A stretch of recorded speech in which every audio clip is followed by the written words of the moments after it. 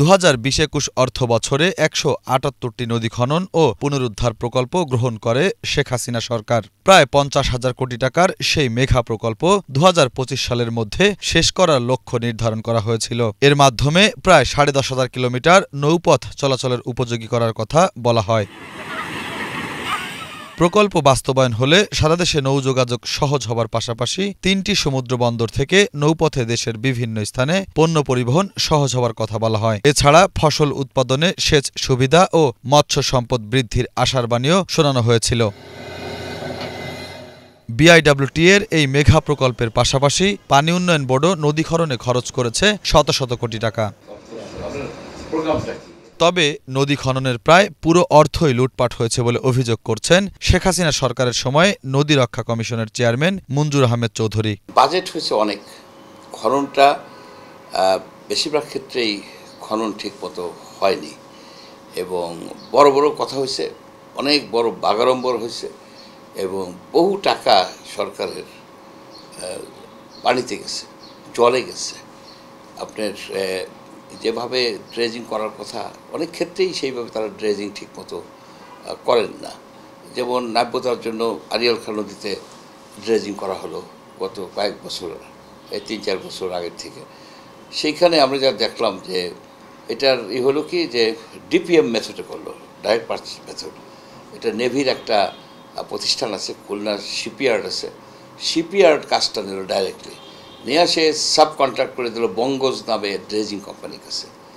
বঙ্গজ কী করলো, সেইখানে সে এক জায়গায় দাঁড়িয়ে তার ড্রেজার বিশাল বালুর স্তূপ করলো, সেগুলিকে বেচে দিল। স্বচ্ছ তদন্তের মধ্যে নদী খেকোদের দৃষ্টান্তমূলক বিচারের দাবিও জানান মঞ্জুর আহমেদ চৌধুরী। এইটা একটা দুর্নীতির আখড়া। কেন? সে বালু উঠে ড্রেজিং করে দিবে, সেটা তো করেই না, বরং সে বালু উঠে বিক্রি করতেছে, আবার সাব কন্ট্রাক্ট করে টাকা নিয়ে যেতেছে। এইগুলিকে কঠিনভাবে তদন্ত করা দরকার। পানি উন্নয়ন বোর্ডের ইঞ্জিনিয়ারকে স্থানীয় সব জনপ্রতিনিধিরা বললো যে 10% কাজ হয়নি। একটা সুন্দর নদী, এই যে ছোটো ছোটো ভৈরব নদী বলেন, কপোতাক্ষ নদী বলেন, এই নদীগুলির কিন্তু আঁকাবাঁকা, আপনার সরপিল না, এই নদীগুলিকে সোজা করে ফেলে, দুই দিকে এক্সকাভেটর দেয়, পাড় দিয়ে কিছু মাটি নেয়, ভিতরে কিন্তু উঁচাই থেকে যাচ্ছে। এগুলিকে আপনার আধুনিক ড্রেজার দিয়ে কাটতে হবে, এই এক্সকাভেটর দিয়ে কাটতে মাটি ফেলতেছে। নদীগুলিকে এইসব বিউটিফুল যে ছোট ছোট নদী আঁকাবাঁকা হয়ে আপনার প্রবাহিত হয়, এটা তো ন্যাচারাল, এটা কিন্তু এই না যে আর্টিফিশিয়াল কিছু না, সেটাকে সোজা আপনার শেষ খাল বানায় ফেলতেছে। এগুলি বন্ধ করা উচিত এবং ভালোভাবে দেখা উচিত যে আসলেই কাজগুলি হচ্ছে কিনা। কাজ হবে, ড্রেজার দিয়ে কাটবে, এক্সকাভেটর দিয়ে দুই পাড় দিয়ে কাটতেছে, এক্সকাভেটরের যত চোখ রিচ ওই মাঝে দেখা যায় উঁচা, বলে না গভীর হচ্ছে। এটা একেবারে একটা ফাঁকিবাজি কাজ হচ্ছে, মাটি বেচার কাজ, আপনার টাকা লাখ হাজার হাজার কোটি টাকা হচ্ছে। এদিকে অভিযোগ উঠেছে গত 16 বছর বিআইডব্লিউটিএ ও পানি উন্নয়ন বোর্ডের নদী খননের সবগুলো কাজ পেয়েছে তৎকালীন মন্ত্রী ও সচিবের ঘনিষ্ঠ 8 থেকে 10টি ঠিকাদার প্রতিষ্ঠান। টেন্ডারের শর্ত এমনভাবে নির্ধারণ করা হতো যাতে অন্য কোম্পানিগুলো প্রতিদ্বন্দ্বিতার সুযোগ না পায়। দুটো ডিপার্টমেন্ট মেজরভাবে আমাদের দেশের ড্রেজিং প্রকল্পগুলি পরিচালনা করে। একটা হচ্ছে বাংলাদেশ ওয়াটার ডেভেলপমেন্ট বোর্ড বা পানি উন্নয়ন বোর্ড, আর হচ্ছে যে নৌ পরিবহন মন্ত্রণালয়ের আন্ডারে বিআইডব্লিউটিএ, অভ্যন্তরীণ নৌ চলাচল কর্তৃপক্ষ। আরও অনেক ডিপার্টমেন্ট আছে যারা প্রাইভেটভাবে বা নিজস্ব প্রয়োজনে করে, বাট সবচেয়ে বড় প্রকল্পগুলো এই দুইটা মন্ত্রণালয় থেকেই বেসিক্যালি হয়। আমাদের দেশে জানেন এখন টেন্ডারগুলো প্রক্রিয়া হয় সম্পূর্ণ ইজিপির মাধ্যমে টেন্ডারগুলো হয় এবং ইজিপির মাধ্যমে টেন্ডারগুলো যখন কল করা হয়, ইজিপির কিছু নীতিমালা আছে, সেই নীতিমালার ভিত্তিতে টেন্ডারগুলো অংশগ্রহণ করতে হয়। তো এই অংশগ্রহণ করার মধ্যে সবচেয়ে বড় জিনিস যে টিডিএস, টেন্ডার ডাটা শিট বা টেন্ডার এলিজিবিলিটি হওয়ার জন্য যে ক্লজগুলি দেয়া থাকে, এই ক্লজগুলো আমাদের কাছে মনে হয় একটা সংশ্লিষ্ট কিছু কোম্পানির জন্যই করা। আপনি যে কাজই করতে যাচ্ছেন দেখা যাচ্ছে যে বলতেছে যে আপনাকে এক্সপিরিয়েন্স থাকতে হবে, অথবা অ্যাজ এ প্রাইম কন্ট্রাক্টর অথবা সাব কন্ট্রাক্টর।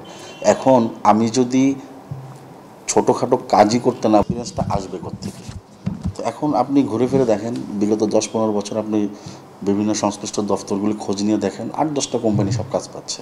যারা তৎকালীন মানে মন্ত্রিসভার সদস্য ছিলেন বা মন্ত্রণালয়ের সংশ্লিষ্ট মন্ত্রী ছিলেন, সচিব ছিলেন, তাদেরই যারা ঘনিষ্ঠ ছিলেন তারাই 8-10টা কোম্পানি কাজ পেয়েছে। এখন বিআইডব্লিউটির এনলিস্টেড আমরা 60+ কোম্পানিজ আছে, তাদের এনলিস্টে প্রতি বছর আমরা রিনিউ করছি, সেসব দফতরে নিয়মিত যোগাযোগ করছি, যাতায়াত করছি টেন্ডার সংক্রান্ত, কিন্তু দিন শেষে 8 থেকে 10টা বা সর্বোচ্চ 12টা কোম্পানি কাজ পাচ্ছে। তো এই যে এনলিস্টমেন্ট যে কোম্পানিগুলো, এদেরও তো কাজ পাওয়ার অধিকার আছে। শত শত কোটি টাকা বিনিয়োগ করেও 16 বছর কোনো টেন্ডার না পেয়ে বিআইডব্লিউটিএ ও পানি উন্নয়ন বোর্ডের প্রায় অর্ধশত ঠিকাদার প্রতিষ্ঠান দেউলিয়া হবার পথে। আপনি ধরেন আমাদের কোম্পানি 2016 সালে এস্টাবলিশড হয়েছে, 2017 থেকে 18 থেকে আমাদের ফুল অপারেশন শুরু হয়েছে। আমরা বর্তমানে 3টে ড্রেজিং মেশিন আমাদের আছে। এই 3টি ড্রেজিং পরিচালনার জন্য আমাদের অফিস এবং আউটসাইড প্রজেক্ট সব মিলে প্রায় 100-র উপরে আমাদের স্টাফ আছে। কতদিন এভাবে বসে বসে আমরা আমাদের এই স্টাফ পরিচালনা করব কাজ ছাড়া? তাহলে এখন একটা কোম্পানি যে কোটি কোটি টাকা ব্যয় করে একটা ড্রেজিং মেশিন নিয়ে ড্রেজিং ব্যবসাটা শুরু করেছে, এর চাইতে বড় এক্সপিরিয়েন্সটা কী হতে পারে? বিগত 15 বছর এই টেন্ডারগুলো আপনি অ্যানালাইসিস করে দেখতে পারবেন প্রায় নিয়মগুলো সব একই করা। আমরা সংশ্লিষ্ট দফতর এবং সংশ্লিষ্ট ব্যক্তিদের সাথে কথা বলেছি, সবারই একই কথা যে এটা তো সেন্ট্রাল প্রকিউরমেন্ট ইউনিট থেকে এভাবে করা, আমাদের তো এখানে কিছু করণীয় নেই। এখন এই যে প্রথমে আপনি দিয়ে দিলেন যে প্রাইম কন্ট্রাক্টর বা সাব কন্ট্রাক্টর বা মোট কথা সংশ্লিষ্ট কাজের এক্সপিরিয়েন্স থাকতে হবে। আপনি যদি আমাকে সুযোগটা না দেন, আমার এক্সপিরিয়েন্সটা কোত্থেকে ক্রিয়েট হবে? আপনি তো আমার প্রাইভেট এক্সপিরিয়েন্সটাও মানে কাউন্ট করছেন না। আমরা ওই যে থার্ড পার্টির কাজ করতেছি, ধরেন আপনি কাজ পেয়েছেন, আপনার কাজ মেশিনের সংকুলন আছে, আপনি আবার আরেকটা থার্ড পার্টিকে অ্যাসাইন করেছেন, আমরা আপনার থার্ড পার্টি হয়ে কাজ করছি। তোমার যে টেন্ডার প্রকিউরমেন্ট সিস্টেম, এই প্রকিউরমেন্ট সিস্টেমের মধ্যে এটাকে অ্যাজ এ এক্সপিরিয়েন্স কাউন্ট করা হচ্ছে না। নদী খননের নামে জনগণের অর্থ লোপাটকারীদের অন্তর্বর্তী সরকার বিচারের আওতায় আনবে এমন প্রত্যাশা সংশ্লিষ্টদের। শুভ খান, বাংলা ভিশন, ঢাকা।